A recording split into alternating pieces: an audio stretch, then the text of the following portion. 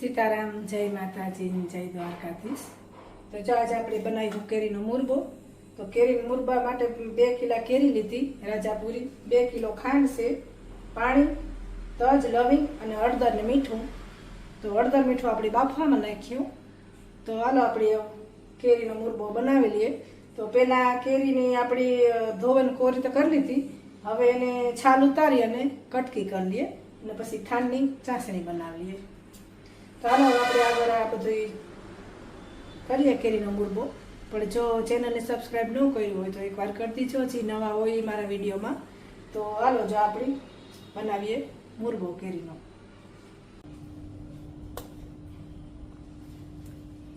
તે આપણે આ કેરી છે ને જી એને છાલ ઉતારીને બધી કેરીની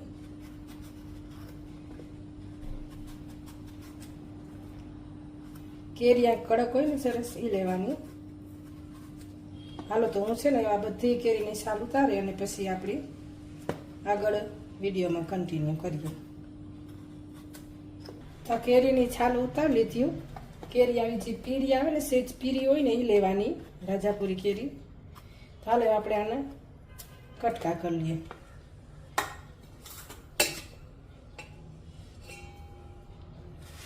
સુધારે આવી રીતનું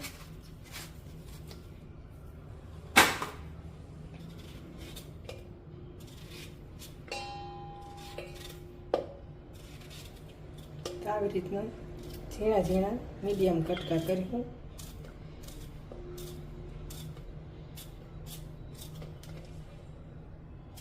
આવી રીતના આવડી આવડી કટકી।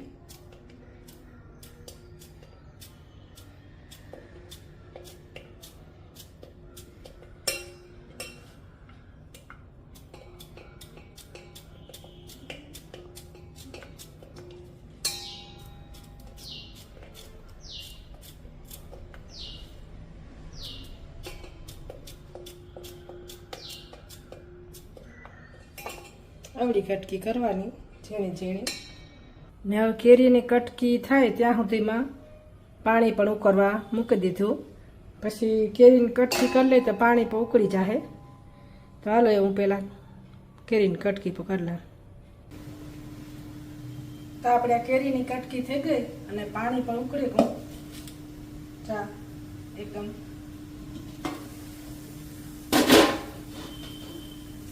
તો અમે 1 ચમચી હળદર અને 1 ચમચી મીઠું એ નાખી દીધું।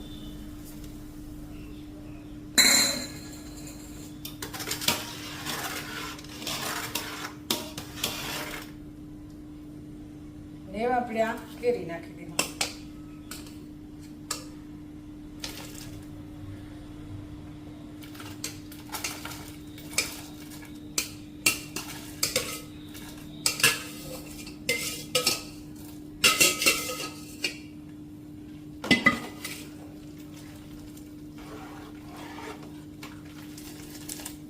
આપણે આને આમાં ઉકળવા દઈએ। પાણી એકદમ ઉકળી જાય ને ઉફાણ આવી જાય ને એટલે પછી આપણે જોઈએ ઢાંકી દઈએ। તો જોઈએ કેટલી વારમાં બફાઈ। તો 5 ને 28 થઈ અને એમ આપણે જોયું કે પાછી કેટલી વારમાં બફાઈ।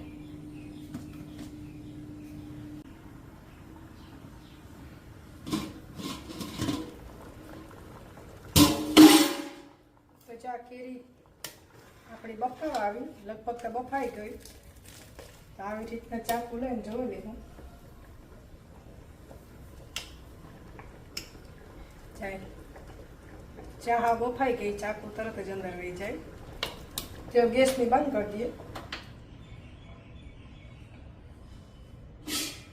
અને જો બતાવા કે કેટલી બફાણી ડીશ એટલે એમાં આપણી થોડી કેરી કાઢી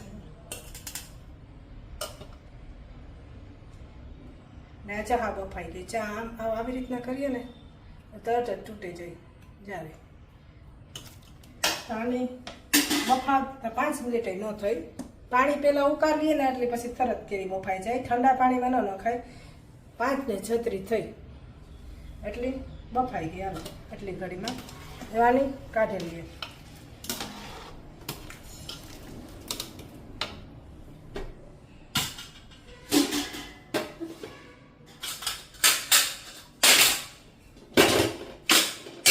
એક ચાયણી લઈ લીધી અને એમાં આવી રીતના કોટનનું કપડું રાખે અને કાઢી લે.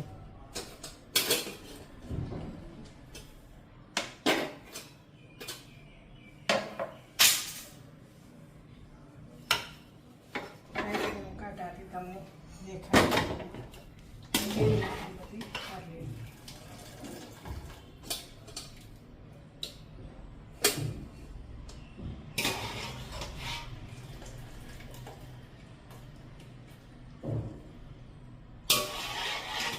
કેરીની છે ને હંમેશા પાણી ઉકાળીને જ પછી જ બાફવાની, એટલે તરત બફાઈ જાય.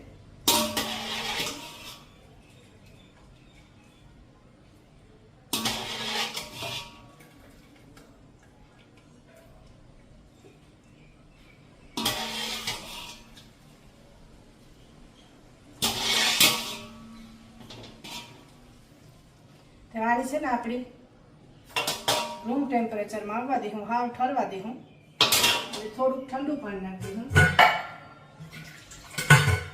જેથી વધારે ન વફાય. થોડું ઠંડુ પાણી નાખી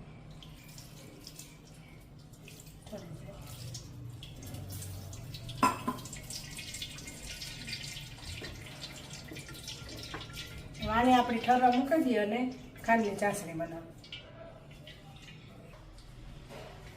એ આપણી ખાંડની ચાસણી બનાવેલી હું. તો આ 2 કિલો ખાંડ નાખી દઈએ.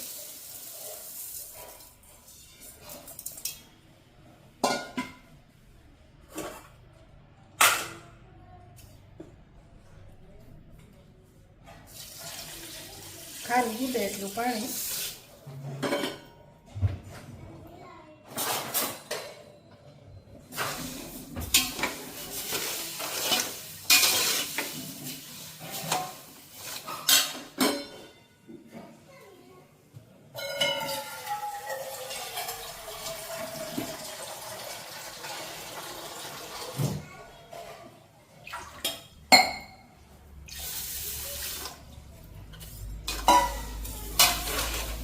એટલું પાણી નાખું, ખાંડ બુડે ને એટલું પાણી.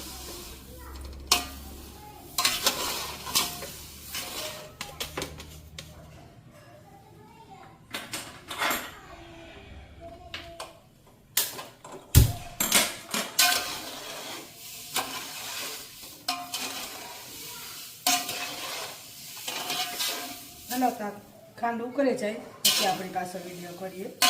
ઠીક, આ ખાંડ ઉકળે અને થોડીક ચાસણી જેવું થાય ને એટલે પાછું આપણે કન્ટિન્યુ કરીએ. ટાઈમ જોવો 5:44 થઈ. એ જોઈએ કેટલી વાર લાગે ચાસણીમાં.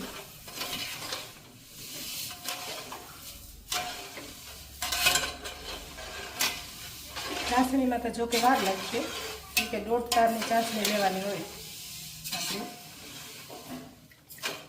હાલો હું ચાસણી બનાવું.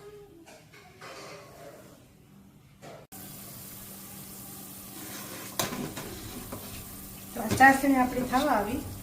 એમાં આપણે આ તજ અને લવિંગ નાખી દીધું.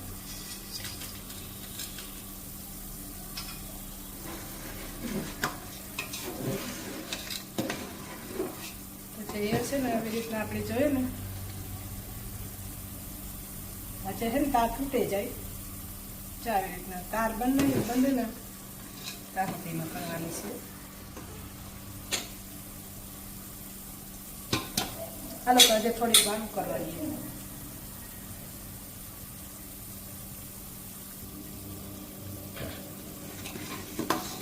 તો ચાસણી આપણી થઈ ગઈ એટલે કે ખાવા આવી. ચા આવી રીતના કરીએ ને એટલે ચા એક તાર થાય. આમાં રકાબીમાં નાખીએ ઠરે જાય એટલી જોઈ ચાવી ચાસણી કરવાની હોય.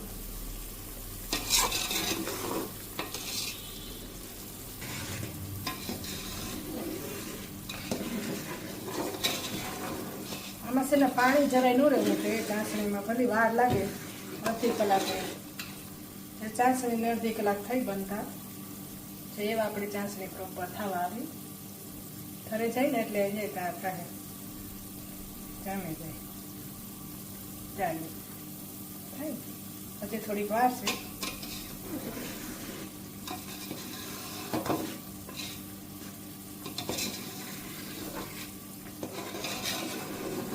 પછી આમાં આપણે આગળ કેરીની કટકી નાખ્યું ને એટલે પાછી પાણી મૂકીએ એટલે વરે પાછી થોડીક મોરી પડે જાય ચાસણી એટલે વરે ઉકાળવાની.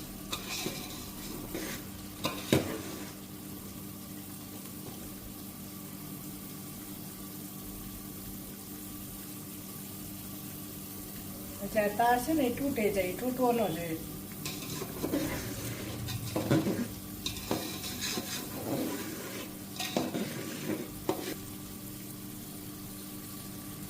ચાસણી આપણી આવે ગઈ. ચા તાર કરીએ ને તૂટતો ને ચા થઈ જાય એ આપણી આમાં કેરી નાખી દઈએ.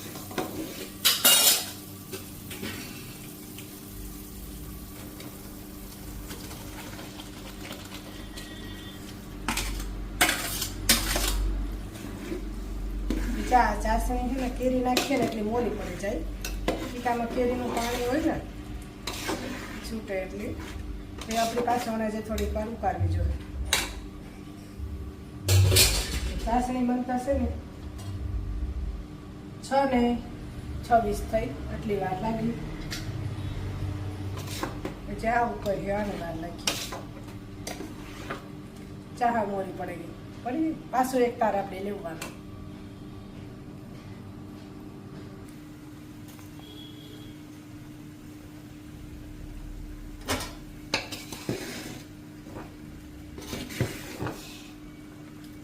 ભેણા છે ને જે બબલ્સ એ આખા બેસી જાય ને ત્યાં સુધી ઉકાળે. હજી તો હાવ મોરી છે, જો મોરી છે.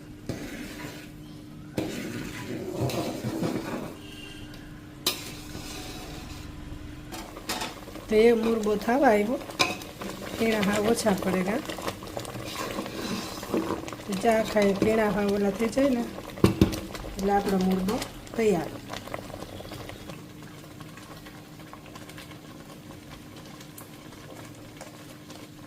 અમે એક તારની ચાસણી આવી ગઈ તો આપણો મુરબો તૈયાર છે. એવાને અટાણે ઠરવા દીધું અને હવારી બરણી ઠરવી. આમાં એમાં કડ્યો રહેવા દીધું. તો ચા આપણો મુરબો થઈ ગયો તૈયાર.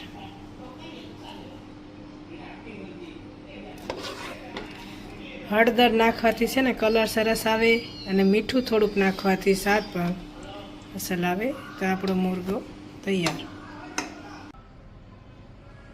તો આ આપણો મીઠો મુરબો ખાંડવાળો થઈ ગયો તૈયાર. અને આ મુરબાની રેસીપી જો ગમી હોય તો લાઈક કરજો, શેર કરજો, કમેન્ટ કરજો અને મારા ચેનલને સબસ્ક્રાઈબ ન કર્યું હોય તો એ પણ એક જરૂરથી સબસ્ક્રાઈબ કરી દેજો.